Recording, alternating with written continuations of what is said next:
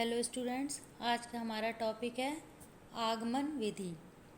आगमन विधि शिक्षण की वह विधि है जिसमें शिक्षक बालकों का ध्यान सबसे पहले अनेक विशिष्ट और समान उदाहरणों की ओर आकर्षित करता है। इसके बाद उनके आधार पर वह एक सामान्य सिद्धांत निकलवाता है।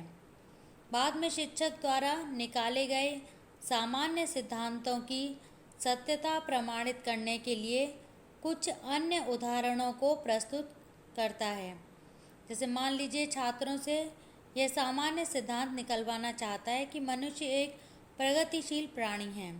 इसके लिए वह सबसे पहले छात्रों का ध्यान उन व्यक्तियों की ओर आकर्षित करेगा जो प्रगति कर चुके हैं। इस तरह अनेक उदाहरणों द्वारा वह खुद छात्रों से यह सामान्य सिद्धांत निकलवाएगा कि मनुष्य प्रगतिशील प्राणी हैं।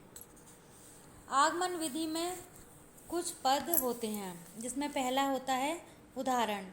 एक ही प्रकार के विभिन्न उदाहरणों का चयन करके उन्हें छात्रों के सामने प्रस्तुत करना होता है।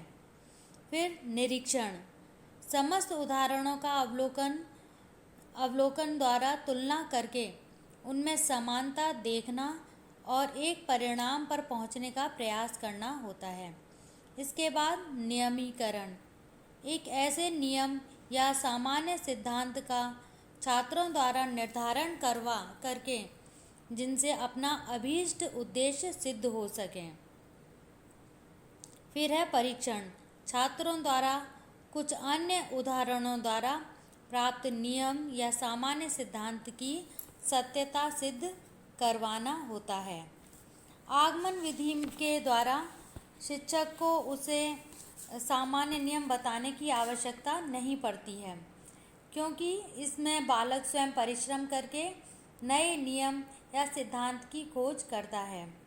यह विधि पूरी तरह से मनोवैज्ञानिक है, क्योंकि यह बालकों को बिल्कुल स्वाभाविक ढंग से ज्ञान प्रदान करने के कारण मनोवैज्ञानिक है। इस विधि के द्वारा ज्ञानार्जन करने से बालकों में आत्मनिर्भरता तथा आत्मविश्वास की भावना जागृत होती है। इस विधि द्वारा बालकों को भावी जीवन में खोज करने के लिए प्रोत्साहन प्राप्त होता है। आगमन विधि का प्रयोग करते समय शिक्षक को निकाले जाने वाले सामान्य सिद्धांतों से छात्रों को पहले से ही परिचित नहीं होने देना चाहिए।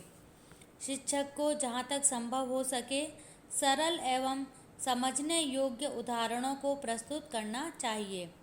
उदाहरणों को एक क्रम में प्रस्तुत करना चाहिए।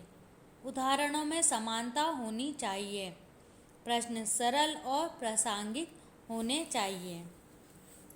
आगमन विधि के गुण विधि की विवेचना से यह स्पष्ट होता है कि आगमन विधि का प्रयोग विज्ञान, भाषा, गणित, व्याकरण, भूगोल आदि के शिक्षण में अत्यंत लाभदायक होता है।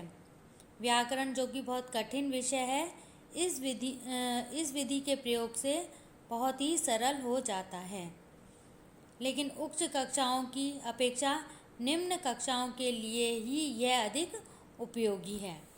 तो आज का हमारा टॉपिक आगमन विधि पूरा हुआ। धन्यवाद।